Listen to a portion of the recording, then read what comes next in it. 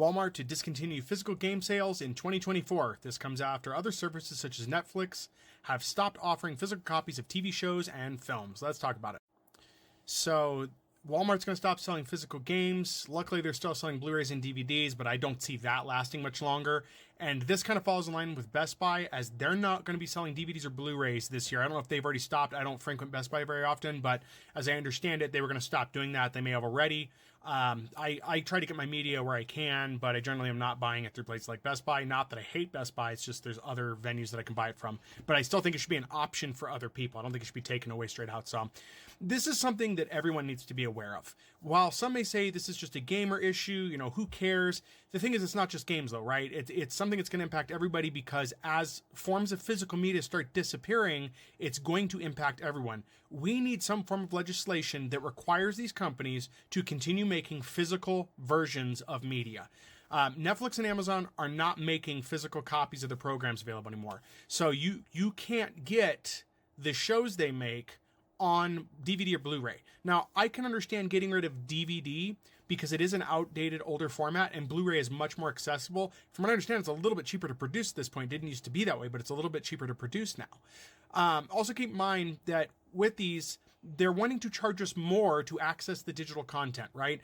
Amazon wants us to start paying for $3 more per month for ads. Now they've stopped that for right now because there's pending legislation, legal action, as I understand. I think there was a class action against them for trying to charge people who were told they wouldn't be charged, trying to charge them for ads, or tell them, if you don't want to pay for this, then you're gonna have ads. We all know that, the $3 add-on. In fact, you can still see the remnants of it if you go watch something on Amazon Prime Video. If you pause it or go to the season selection, there's a small blue button that says remove ads, even though ads aren't present right now in the main. I think they're still trying to push that if you don't want ads before the program or after, you can pay, which is sneaky because they're still trying to shoehorn it in there. But keep in mind, if they pull a TV show like Fallout is a show that's really popular, there's no physical release for it. If they pull that, you won't be able to watch it. The common person will not be able to watch that anywhere. It's not going to be available. So, in effect, this opens the door to shady sales of physical media via online outlets. There are tons of poorly ripped DVDs and Blu-rays of shows like Squid Game on eBay and other markets. Companies holding content hostage under the guise of, we own it so we can do what we want, is wrong. And anybody that supports that mentality is really just kicking themselves right in the butt. And I see too many people, so it's their business, they can do what they want. And it's like, there should be some limitations on that, though. There should be some legislation in place that protects the consumer, because you're buying a product.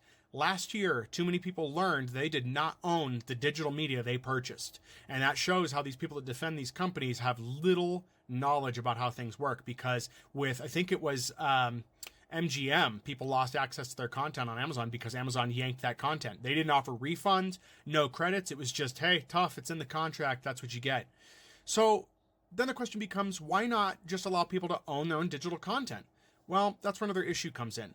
A music library is easy to keep and maintain digitally, and the file sizes are smaller, right? So they're easier to maintain. Like, just some information for you guys, generally around 1 megabyte per minute is what audio will cost you in terms of storage. So you can store on a 1 terabyte drive, you can store around 91,980 songs, or about 8,362 albums. Just so you know, a 1 terabyte drive costs anywhere from $60 to $100 to buy. For movies and TV shows, though, it becomes a lot more difficult. The storage requirements go way up. For example, an HD movie, we're talking about, 1080 high def, not 4K, but 1080, which is going to be accessible for most people. That's about 4 gigabytes per film, okay?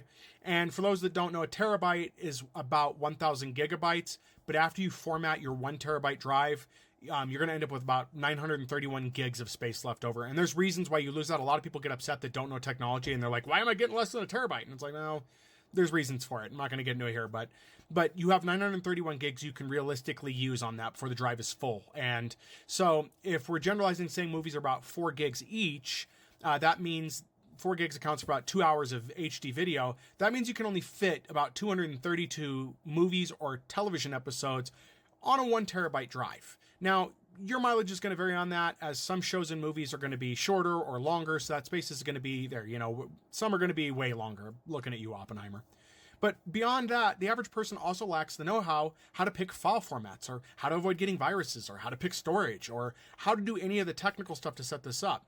And granted, you could say this opens up a service industry for that, but that should not be done either, because if we're going to be doing that, then we're going to end up putting people in the same position. It'll get to a point where we charge people monthly for storage that they physically own, that they should have access to, and I don't want to go down that path. I don't think that's good. Unfortunately, piracy was not the boogeyman that these companies wanted it to be, but it's going to become that way, because if you keep starving people of this content and pulling the content they own away, they're going to figure out how to get it. They're going to figure out how to do it, and then you're going to lose money that way. They're going to figure out alternative methods. So to close this out, what do you guys think? Would you stop paying for streaming if you knew someone who could get you the media? I'd venture to say a lot of people already have that. Would you pay for physical media knowing it came from a gray market, or from a guy that just knows how to make the physical media? Would you do that if you knew it was the only way you were going to physically own that TV show you want? I have to guess, based on the gray market sales on like eBay of these TV shows, that people are buying this because they want it. And just to let you know, the quality on those that you see on like eBay are not very good at all. They're very bad quality. Audio is poor. Usually don't come with subtitles, stuff like that. So, but anyway, what are your thoughts, guys?